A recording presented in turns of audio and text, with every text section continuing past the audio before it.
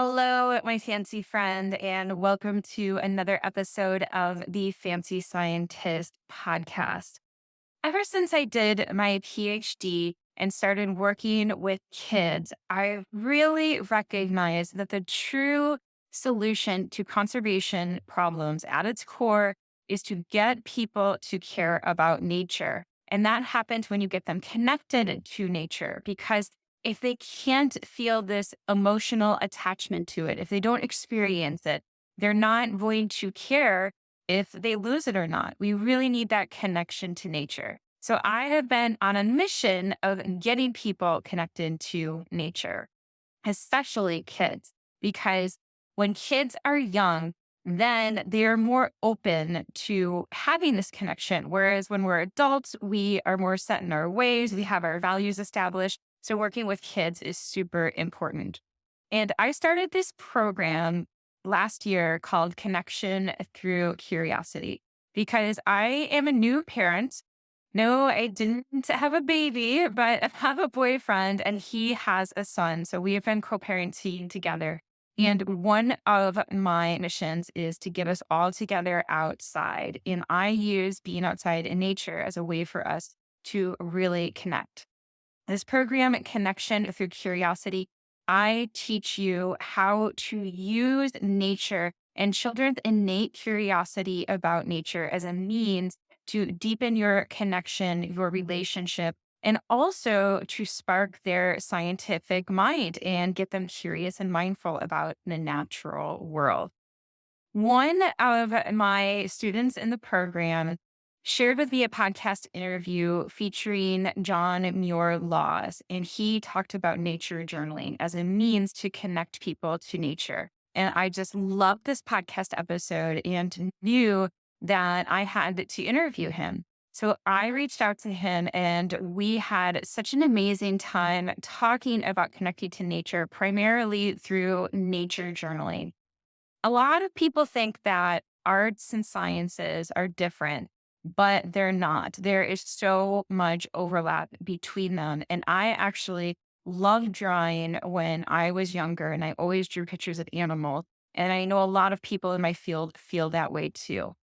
So today's episode is full of just great stories, experiences, and of course, directions on how to nature journal. Or I should say guidelines, not directions. Directions sounds so formal.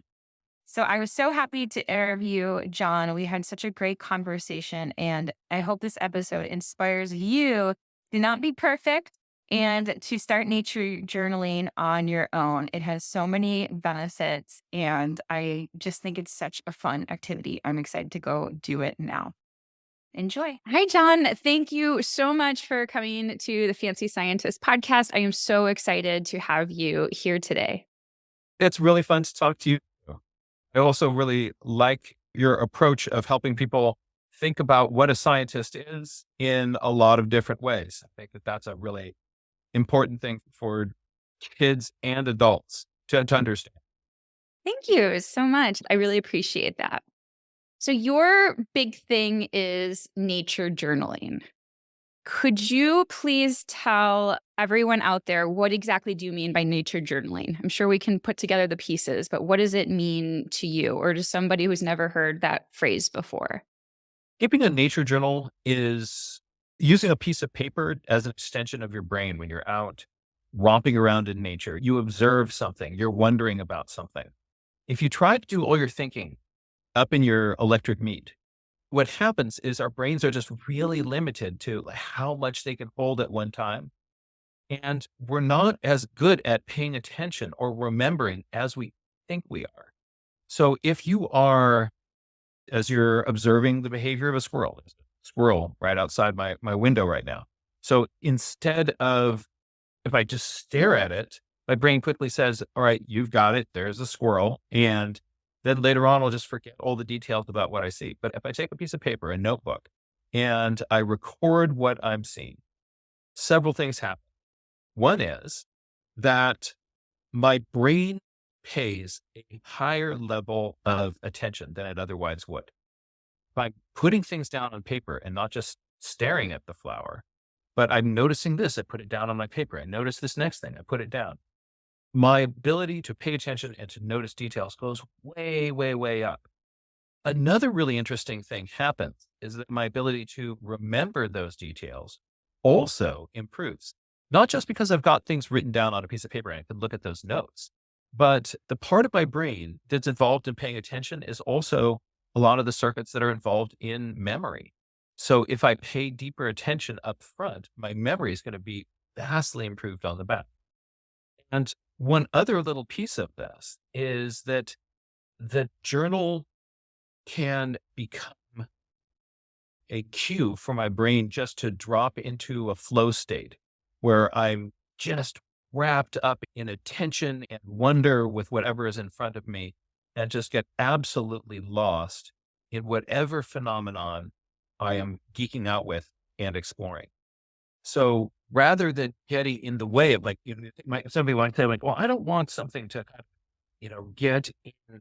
I want to have sort of a rich personal experience with nature. So if I am putting these things down in a notebook, and it becomes all about the notebook. Well, the notebook isn't the thing. The notebook is sort of an attention enabler.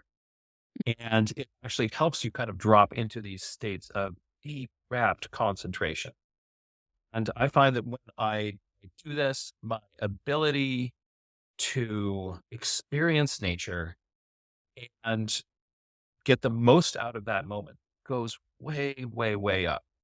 So essentially, the nature journal is your brain on paper. Any phenomenon that you're in front of can then trigger a cascade of wonders and observations. And it's a really, really fun activity. Is it more writing or is it artwork or is it a combination or is there no right or wrong way to do it? Oh, yeah, that's a really good question. So you're absolutely right. There's not a right and a wrong way to do it. Some people are really into writing. For those people, their journals are mostly writing. Some people are really into drawing pictures. Me, I'm dyslexic and I feel shy about putting written words down on my piece of paper. And so my journals are mostly drawing pictures. And another thing that you can do is to quantify things, to measure things, to things, things, play with the numbers in nature around. So using those three languages, you can approach anything that you're looking at from all sorts of different angles. Although there's no right way to do it, what I generally encourage people to try is that you're a writer, then start there, but also see what happens if you start to make a few little diagrams or some sketches or a little map on the side of your paper and do it in a way that kind of doesn't feel threatening and scary. And what you're doing that is you're recording information actually using different regions of your brain.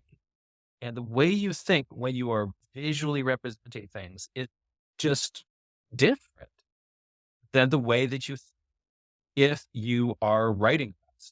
Again, it's not that one is better than the other. They're just different. So if you do both of those, you are sort of extending the size of the cloth. Your brain has to kind of to wrap around and to play with anything that's in front of you. So for me, I will start off, I'll draw pictures. And then I'll say to myself, well, let's see what I can do with some words here. And I'll potentially kind of jog myself to let's use some words on this. How could I describe that? You know, sometimes there are things that you're looking at that are easier to say with a few words. What am I not showing in these pictures? What in these pictures do I really want to bring attention to? Or if I'm asking questions and I'm wondering about things, it's hard to draw a picture of your question and you're writing your questions. When I do that, the experience that I have becomes really a different one.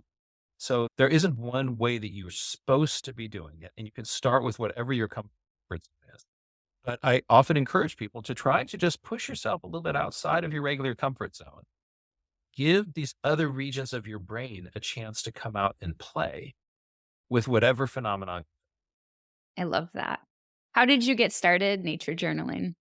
I got started when I was a little kid. My parents were both naturalists. My mom was a botanist and my dad was a bird watcher. And so we did lots of family nature outings. And on one of those, we were out on a botany walk and of my mom's friends had this spiral bound notebook and a few pencils, and she would walk around the field and drew pictures of all the different plants. And I thought to myself, like, oh, that's huge. That's really cool. And my mom noticed that the whole time we were out in the field, I was that woman's shadow. And everywhere she went, I went. And she would sit down and draw a plant, and I'd sit next to her and watch what she did. Mm. And the next time we were going on a family adventure, my mom said, like, "Hey, honey, come around to the back of the car. I've got something for you." And she opened up the back of the old Plymouth Valiant, and there in the trunk was exactly the same kind of journal and Mm. exactly the same kind of pencils. You just what to do with it. Picked those up and took off. And that started me with a lifetime of nature exploration through journaling. Was your family very outdoorsy? Was that more of like a one-off event, or you guys were in the outside a lot? Yeah, we were well, my parents' whole courtship was running around in the Sierra Nevada mountains. My mom knew that my dad was the right guy for her when he plunged into a frozen mountain lake to rescue one of her the fly fisher, Uh-huh. and her fly had gotten caught on some little snag out there, and he went into the lake and he rescued it for her, and, you know, it was on those sort of mountain adventures that they really were able to see that you're the one for me, and so they were constantly taking my brother and me out into the woods all around the Bay Area. Every summer, we were in the Sierra Nevada, and so that was just a part of the fabric of our family experience too. That sounds amazing. And so your mission then is to get people nature journaling. Can you tell me about that? Like, what inspired you to spread this message? Let's see, I think my mission is to help people connect with the natural world, Mhm. to connect with the natural world to the point that there's so much sort of just joy comes being connected with the natural world around you. And when that happens, you're then motivated to protect it, to become a steward of wild places and wild things. Mhm. And so, how can you help people fall in love with the natural world to the point that they're going to pay attention, they're going to want to protect this planet, the world. And I think that the best way to help people fall in love with the natural world is to give better tools to pay attention. I think that the nature journal is the most effective tool I've ever seen to help somebody fall in love with the world around them. It just focuses your attention in ways that doesn't happen if we're just looking around the meadow. I totally agree with you. So, as you know, I'm a scientist, and I kind of went this like huge roundabout way to like really focusing on people. When I started this career, I didn't really want anything to do with people, honestly. I was like, I love animals. I want to be connected to wildlife. And I did a study abroad program in Kenya. And there was when I really first learning about people. And even then, like the importance of involving the local community on the landscape. And even then, I appreciated it, but I really still wanted to work on the animals. And it was through my PhD working on endangered species, and I realized that for most animals, that if you leave them alone, protect their habitat, they're gonna be just fine. And it really boils down to people problems. And even the habitat issue, that's usually a people problem, that people are Yes. destroying their habitat. And I went this long way to realize that really wildlife conservation is ultimately around people. So, like you, I agree that's my mission to connect people to nature and to get them to see the value in it. Because if they don't, then they don't care if we lose the trees or if that habitat's destroyed. So I agree. I love that so much. And is this your full-time career now? I have a lot of people interested in nature careers as part of my audience. Is this your main career and your business? Can you tell us like how you came about to doing this full time? Sure. Well, I think part of my path, we've got a similar route. Originally, I thought to myself, I'm going to be in one form of environmental education or another. In high school, I started as a sort of a nature counselor and then a nature director at my local Boy Scout, Mhm. and then worked as a sort of student park ranger in during college. And then in various forms of environmental education. I thought somehow in the back of my head, I thought to myself, like, you know what I really should be doing if I wanted to be a real scientist and help nature is I should become a research scientist and sort of Right. thought of myself wandering around in the field with the Yagi antenna, kind of listening to some Yeah. radio colored weasel out there. And I don't know, something. Yes, that's what everyone envisions. Yeah. And then what I realized when I was in graduate school studying wildlife biology, that one of the things that really I looked forward to, that I realized I loved field work. I love being outside with the critters and looking at things. Data analysis, not so much my thing. I agree, it's not my Right? thing either. Not so much my thing. So yeah, sitting there crunching your numbers in winter in Montana with seasonal affective disorder, like this may be for me. During that whole time, I was a graduate student instructor, and I was putting so much work and energy into the classes that I was teaching because I still really love this. This is part of my identity. So coming out of graduate school, it turned out not to be the scientist I thought I was going to be, but I was a better educator. I Mhm. was a better teacher. And so I realized that I can help people understand the research that somebody else has done and Mhm. find kind of the meaning in that and the connection. The whole time, through college, through early career, through graduate school, I was always keeping these illustrated journals, but never really thought of that. I thought of that as more sort of something for me, and that I did a little bit of sharing that with students that I work with. I hadn't really realized the full power. And part of that, I think what started to make me realize that this is really useful for education is that when I was working at the residential environmental education school in Marin County in California. And so every week I would get a whole busload of new kids and head out to the field with 30 of them. And we'd spend the week studying nature together.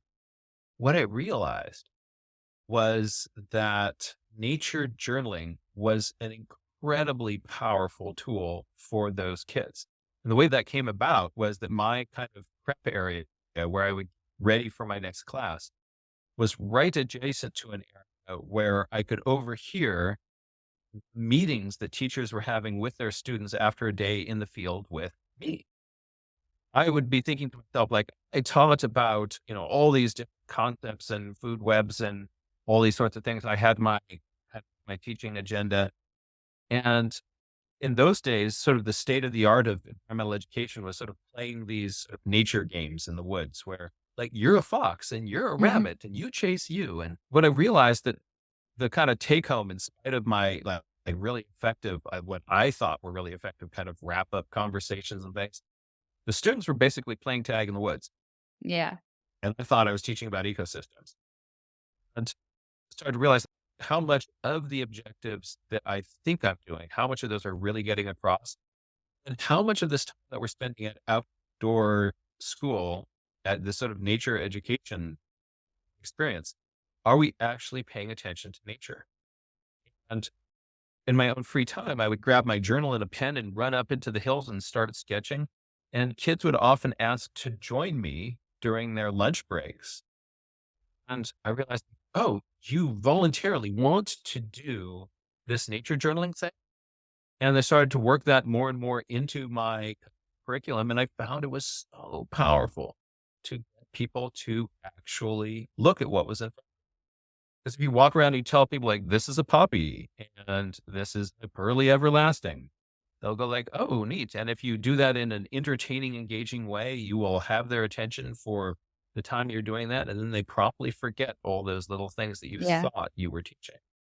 You can get somebody to really look deeply at the structure of something. Nature teaches them itself. Nature does the teaching. I get out of the way.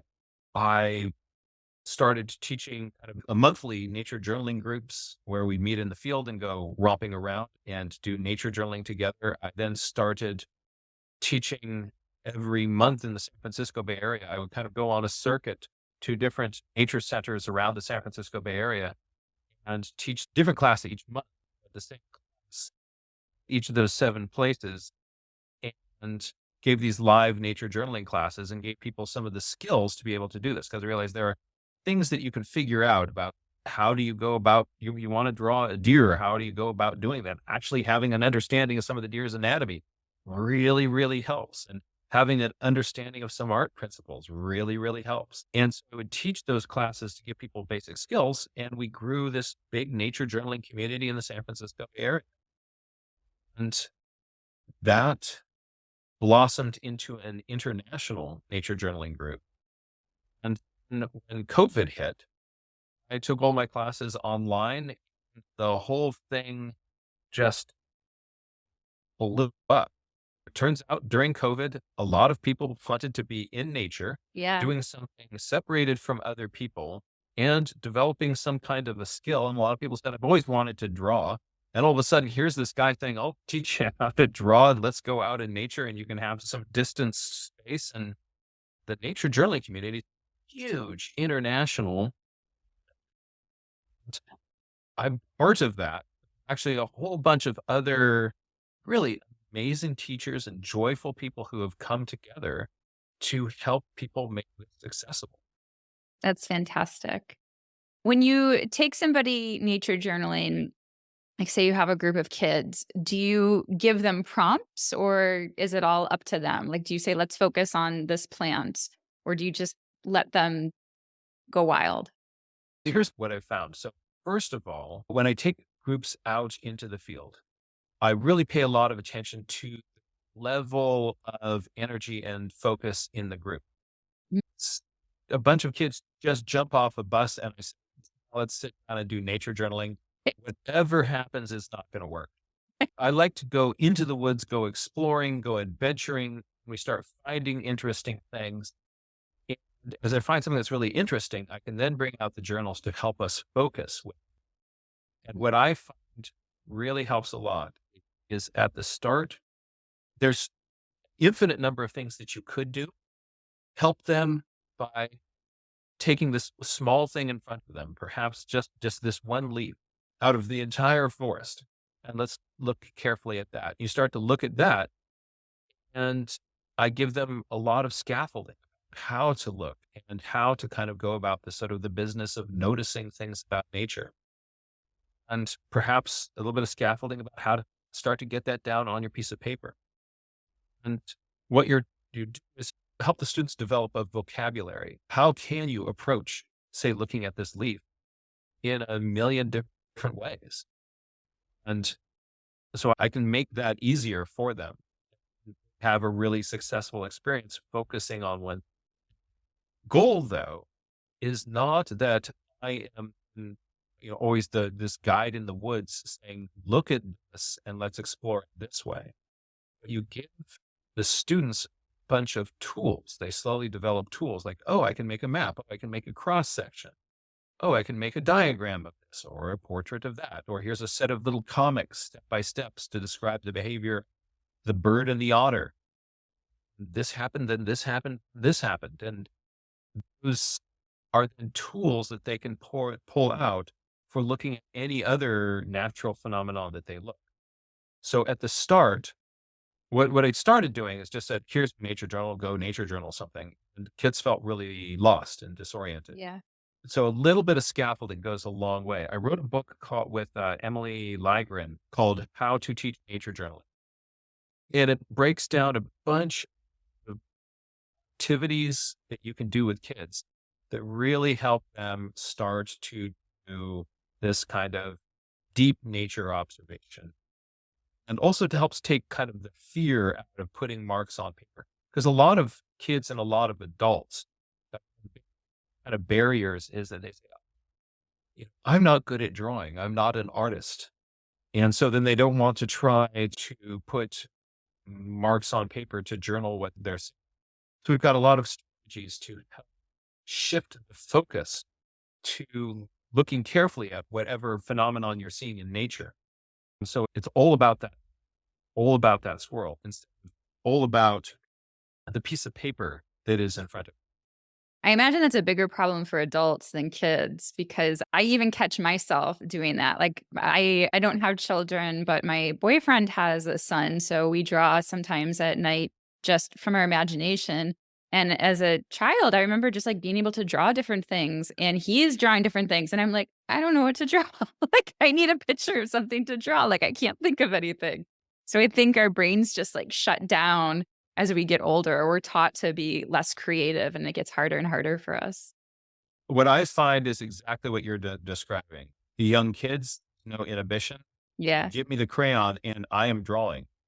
My daughter's home from school today because she woke up with a sore throat and a cough and a little bit of a fever. And after some rest, I went out a little bit and came back. And what is she doing? She's at her table and she's drawing this whole meadow of flowers. And so she's there drawing all these flowers out of her imagination.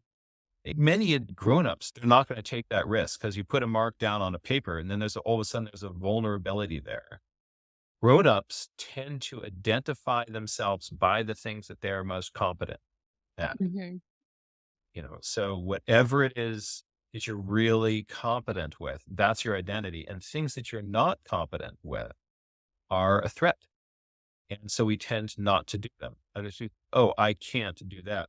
So I don't do that. Well, it's actually the other way around. It's because you don't do that that you can't do that Hmm. because all Yeah. these things gifts that some people have and some people didn't. That they're skills that all of us can develop to a really high degree of proficiency if we start doing it on a regular basis. And you don't need to work for 10,000 hours. Start to do it on a regular basis. And our brains change their shape. Our brains grow new neural connections around this activity, Hmm. but they don't do that unless you are repeating that activity again and again. So the signal that your brain needs for neuroplasticity is repetition with effort. And most adults with their egos, we don't want to take that risk and spend some time in the non-experts because we worry that we'll be judged by others to be somehow lacking, intellectually inferior because somebody else. It's better not to do it and not to be faced with something that doesn't look like a crocus, to try the crocus and have somebody else judge you. We shy away from anything as adults which makes us vulnerable until we retire. And I find that a lot of grown-ups who have retired, all of a sudden, just like, you know what? Heck with it. I think I want to draw. And so they start doing it. And then your friends are saying like, oh my gosh, you're just this gifted artist. It's that they decided to start doing it. You can do that at any point. I think the hardest time to kind of get grown-ups to take the risk is mid-career. So grown-ups in the middle of their life, we are so afraid of showing the world any vulnerability. And so we don't want to learn a new language. We don't want to to play a musical instrument. We don't want to take singing lessons. We don't want to take tango lessons. We want to do again and again those things that we are good at to show our peers that we are worthwhile by being able to perform a skill well. And so one of the big things I have to work with groups is how to give yourself permission just to start and to Yeah. make marks and get that judgy little gremlin that sits on your shoulder that says like, Well, this is not good. It's not an iris. I don't think so. You know, you're not really good enough to be doing this. Who are you? like people need us to go get a big inoculation of Benet Brown or something and then try. Yeah, and it's for themselves too. It's not a competition. It's innately for themselves. It's for fun. My boyfriend, he actually went to art school, and one time when I was drawing, I was doing that self-criticism because I actually did used to be a good drawer when I was young. And I agree with you. Anyone can do it. Like you just gotta work at it and practice. But I was criticizing my own drawing, and he was like, a teacher told me you have to give your drawings a chance. Like it was very much in the beginning of my drawing. And I was like, "Okay." And I did, I kept at it, and my drawing turned out pretty good. Like, so sometimes you just need, like you said, keep at it and give it a chance, and yeah, there might be some bad ones, but it doesn't matter, it's just for you. A question about nature journaling. So we've been talking a lot about, like, journaling on actual nature, obviously, but so, like, a lot of my journaling is usually inside, especially now because it's cold, and like about myself or about my life. Do you incorporate any more like introspective journaling, or do you really only focus on more of like a scientific representation of what people are looking at? So my definition of nature is basically everything is not super nature, not supernatural. So if I can't observe it, Mhm, that's outside of my realm. So human beings are part of the natural world. mhm, Our human constructed world is part of the natural world. The things that we feel are part of nature to me. It's all part of nature. So nature can include poems. Nature can include, you know, making observations instead of saying what, hominins do on lunch breaks. We have these three prompts kind of help us look outward at nature, which we call I notice, I wonder, and it reminds me. So I notice is making your observations, intentionally getting yourself to be curious and asking questions what you're seeing. And the third is it reminds me of thinking about what else in my life kind of ties into this, maybe something that I've studied, read, felt, experienced before. How does prior knowledge kind of fit into this? So I can start kind of weave ideas together. So those three prompts are really valuable in looking at any object around, but they're equally valuable to turn that attention inward. And what do you notice about yourself in this? mhm. And how are you responding? And what does that make you wonder? Questions does that bring up for you? What personally does that really stimulate within you and your experience? What does that remind you of? And so I encourage people to, with both, when I am wearing my scientist hat, as a scientist, I'm limited to the things that I can directly observe or the things may be able to infer by making observations or making predictions and seeing if those predictions are borne out by what I see. But there are many other kinds of questions where those tools don't really come into application. Those other questions are really important parts of being a human being. And you just want to be aware when you're not doing science, and that's okay. And that's a place where sometimes I just reach for my poetry or philosophy Mm, or just my watercolor brush, try to dance with just how beautiful that evening is. mm. Who's and there are other times I want to give myself permission to be really analytical and scientific. And I'm looking at my observations. I'm making observations and I'm making inferences and I can come up with explanations. I can look at how do those explanations kind of relate to the evidence for and against them. And then I'm wearing my scientist hat. And I think all of those things, just part of the beautiful experience and opportunity we have of being a sentient human being. Really, really fun. I love that you brought up how it makes you feel, and I think that's so important for everyone, but especially kids, because nature does have such beneficial effects, and especially in our world today, which is gonna lead into my next question, but there's so much busyness around us with technology and sounds and everything like that. So to be quiet and sit still, it's even tough for us as adults and to really notice like, wow, like I feel better sitting here. And there's research that shows that nature does have these health benefits. How then has this changed being in this more technically advanced world? Because I know with my boyfriend's son, he loves video games and I don't want to take video games away from him at all. But I also want to balance it out. And sometimes it's hard to pull him away from the electronics. Like these devices are made to be addictive. So, how have things changed with nature journaling in this world? And do you have like tips for parents or teachers about how to approach it specifically, thinking about technology? I think that the most valuable gift that we have to offer ourselves in the world is our attention. And it's interesting what every app and social media platform, that's what they're competing Mhm. for. They want you there. They want you clicking, liking, swiping, seeing what they call engaged with their world. And they're making large amounts of money because they then get to profile you and then they sell that to whatever marketers will buy it. And they do. The more that we can take our attention, the more that I choose to spend part of my time on what gives me breath, that changes everything. Our digital devices are meant to distract us. While I'm just here just a moment ago, my computer, I think it's my computer, beep. Did you hear that? Yeah.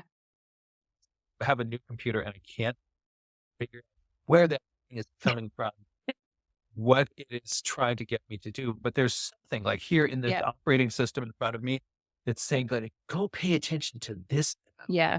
Stop doing what you're doing. Pay attention to this. Something that I try to do, haven't figured out with that bell, right, is to try to reclaim my attention for my own purposes. If you're a friend of mine and you call me, it will ring unless I've turned my ringer off. Everything else is to voicemail. And no text messages come through. I'm working on a project or writing a book or drawing pictures. My computer isn't throwing at me the latest email messages. Yeah. I try to, for myself, these little places, distraction free solitude. And so when I go out into nature, going without those distractions is an incredible gift. It is hard to fight against this because right now the best minds in behavioral psychology are being paid really big salaries to figure out how to distract us and how to get our attention sucked into apps. Mm. And they're really good at it. They're good at what they do. That is tragic. I'm so glad that I grew before these systems were so advanced. Mm. But there are some things that we can do. One is we can structure time around us. There is a time for answering emails, Mm. and there's a time for being a maker. And don't blend the two. If I do a little bit over here, then a little over here, a little over here, that's not going to work. But I will dive right in an illustration project. I'm working on a second edition of a field guide that I wrote about the Sierra Nevada mountain. And in the process of redrawing every bird in the book, and then I'll start looking at the other possibilities. But in so doing, I haven't touched my email for a week. Today, though, was my day to kind of return to the land. And I'm seeing all these emails from people. I'm like, where are you? I need you to reply to this.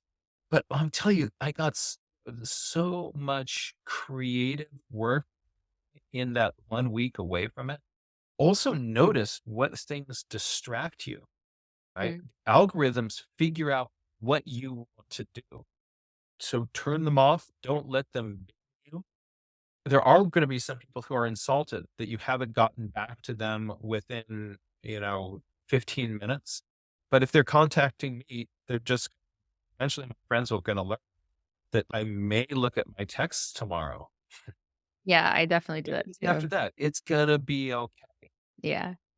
to be aware you don't have to be on the notification timeline that these apps are saying, but also to give your kids, for kids and adults, to actually give us time back in nature.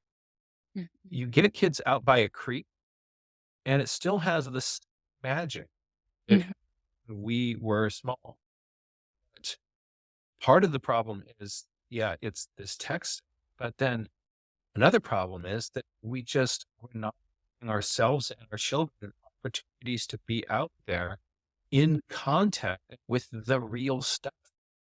And Yeah. if the Richard Louv, author of Last Child in the Woods and Nature Principle and some other wonderful books, is really eloquent on this topic, and I recommend his books to your listeners. Mhm. He really kind of helps us identify what we're doing to ourselves by isolating ourselves so much from nature around us. Our world is so much richer when we give ourselves permission to and the opportunity to play in the woods again. Yeah.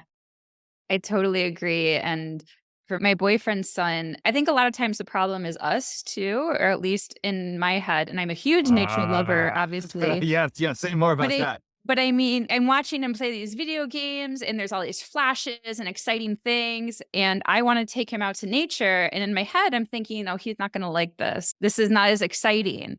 But I force myself because I know all the benefits, and I give it a chance, and there's so many times where he's surprised me, and, like, one time, we just went for a dog walk, and it wasn't a nature preserve, but it was a dreary day, it wasn't, like, anything special, and I was like, "Let's go look for some animal tracks."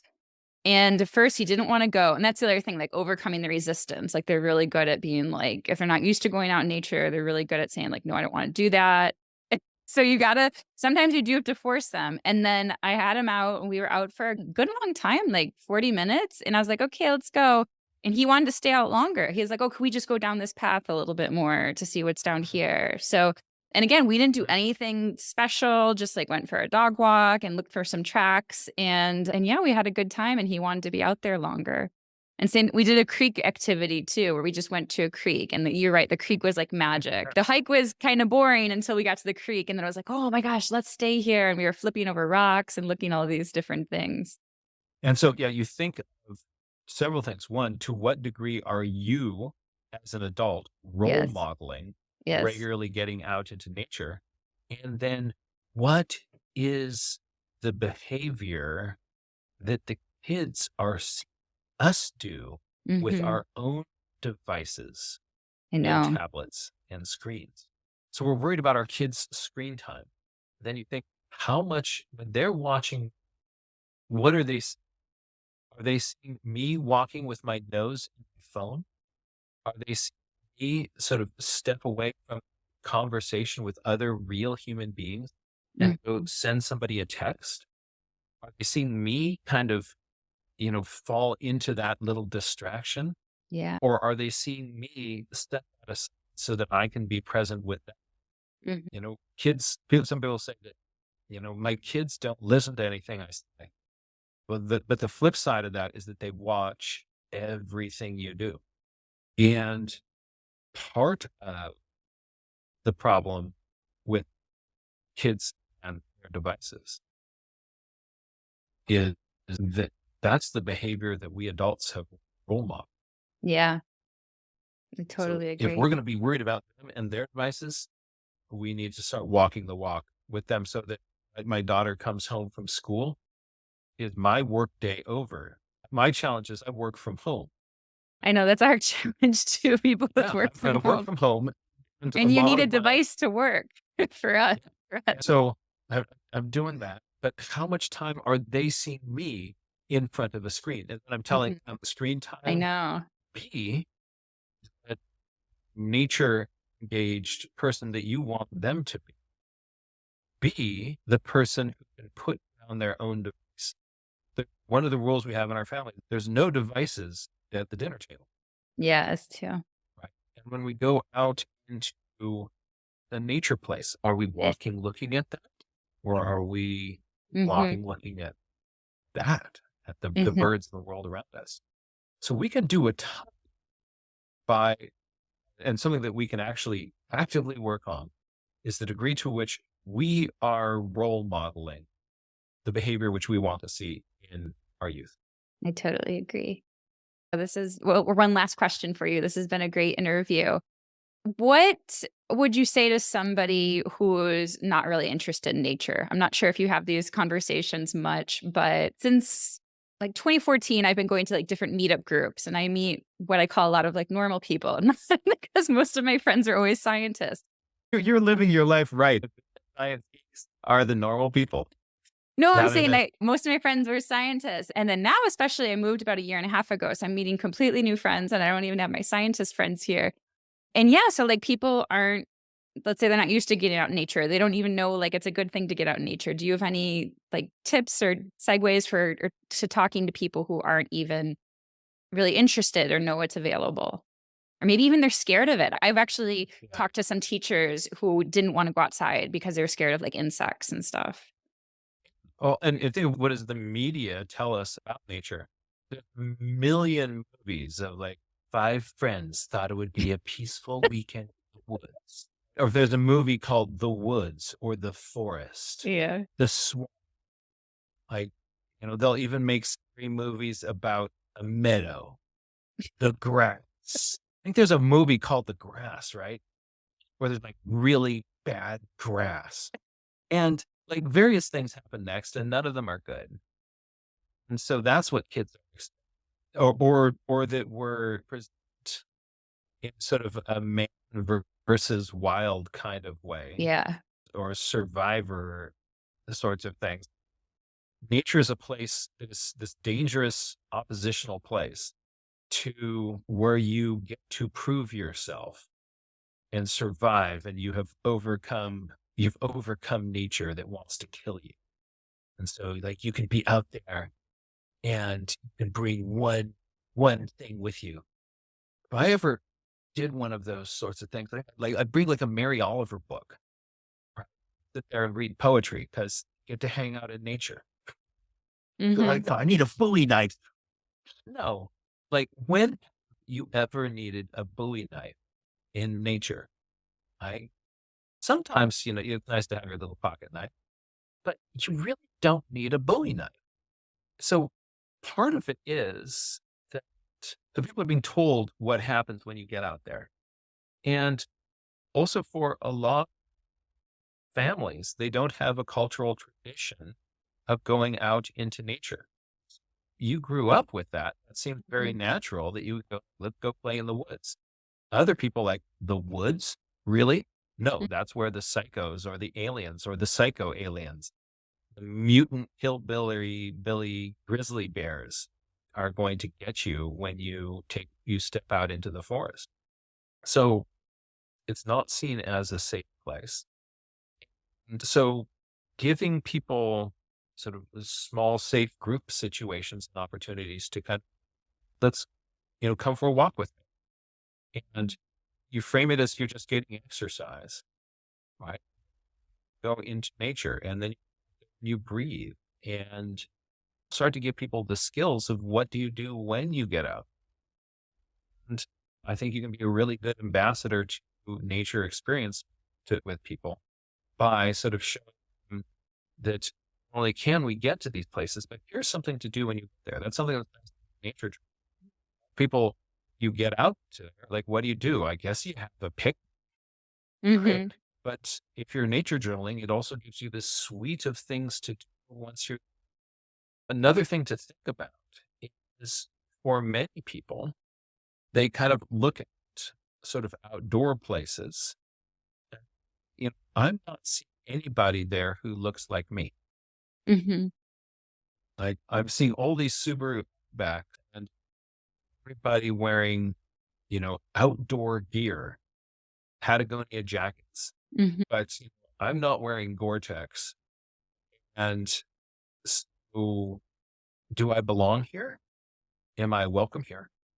What are the rules? What are the unspoken rules of being in a place like this? That's hard if you don't have a cultural tradition that has helped you exposure to that. For some kids, things scouting can Mhm. help provide some of those Yeah. experiences. But a lot of people, there's not a cultural tradition of what you do when you get out there. And that makes the experience a lot less accessible. Yeah. And that's one of the things I like to do with my podcast and my website is show that not all people who like nature or who are scientists and wildlife look alike. And when I was in graduate school, everyone wore Patagonia. Like everyone would wear field clothes like all the time. I'm like, "Oh, you're going to the Yeah. field?" Like, "No, we're just like wearing hiking boots just in case." It's And it's it's it's my identity. That's why, exactly. like, why are you in class wearing hip waders? I don't like that. And I started to dress down and stopped wearing makeup. And where I grew up, everyone or all the women wore makeup. So I was used to wearing a lot of makeup. And then in graduate school, I felt like I was wearing so much makeup and nobody was wearing makeup.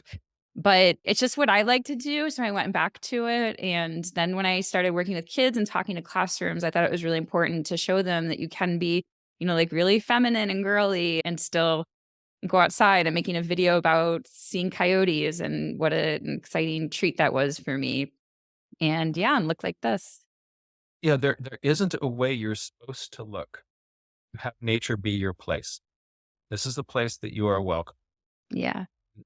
Also, something that we can do is we can help people who don't have cultural be able to exposure to these places Hmm. and be welcome. We want to make sure that when we're out there, and you might see somebody who's into nature for the first time with their family, that our interactions, those folks are kind and respectful and inclusive and welcoming. Yeah. And what that does is just makes for a larger community of people who care about wild places and spaces and the things that live. And if we don't have any exposure to, there's no reason why we should care. Well, thank you so much. I love talking to you. I love your mission. I'm so glad I discovered you on another podcast. And yeah, I just love what you're doing. Thank you so much. And if people want to learn more about the things that I'm doing, you can go to my personal website. Like, there's that bing again. Did you hear that bing? I didn't hear it that time. I hit my I, ring. there's a bing that happened on my end, and it's like the part of the computer that is just saying like, "I do attention on this," but instead it just makes random bings and beeps. But you can find me at johnmuirlaws.com. We also started a nonprofit organization to help people get connected with nature journaling anywhere in the world. It's called the Wild Wonder Foundation. So wildwonder.org. Those are both places you can go to find out more about. But again, the tools for entry into nature journaling are really, really low. You basically need a little notebook and a Mhm. pencil and you're good to go. It's not about art. It's not about having to make pretty pictures. It's not about having to spell things right. It's not about knowing the names of all the animals and all these sorts of things. The notebook is a place to put down your own reflections, your own observations about what you're seeing and experiencing. It'll make the experience a lot richer, and it's open, accessible to everyone. Really want to thank you for inviting me on for this conversation and also for the work that you're doing to help Aw, thanks. kind of a larger audience of people realize that they have a place in nature, that this is a place Mhm. where they too belong. And that is really important for our world. And Yes. And like you said, everyone is welcome. Well, thank you so much. Thank you, John, once again for the interview. I normally stop interviews around a half an hour to 45 minutes, but we just kept on going. That was such a great conversation. I loved talking to him and I love everything that he stands for. And I so agree. Attention is so important. And remember that we model for the children in our lives. If you want to learn more about John and get in touch with some of his resources, you can go to johnmuirlaws.com. That is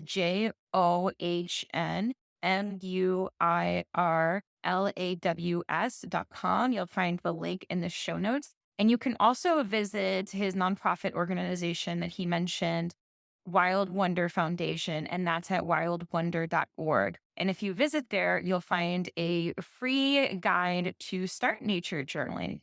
Finally, if you want to experience a deeper connection with your children or the children in your life using nature, using their scientific mindset, and led by a real scientist, me, check out the Connection Through Curiosity program. This is a free training that I run teaching you the method. And then afterwards, I invite you to join me through doing connected experiences together using activity guides that I have created, getting us outside in nature.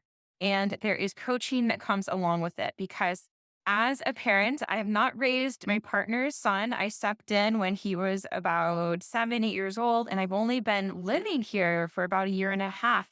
So this is all new to me. And I knew that creating a relationship with him was essential, that I had to do it and I wanted to do it. And I knew that nature was the best place to do that. so that our relationship could be really rock solid. That's my mission this year, to get us all outside every weekend and spend time in nature. And although I do love screens and we use some apps outside to connect us even deeper to nature, I teach you how to get off the screen and really into nature and contributing back to science. So go find that program at fancy.com/connection through curiosity. And there's a hyphen between connection and through, and through and curiosity. So thank you guys so much. Be kind to each other, be kind to animals always, and have a great day.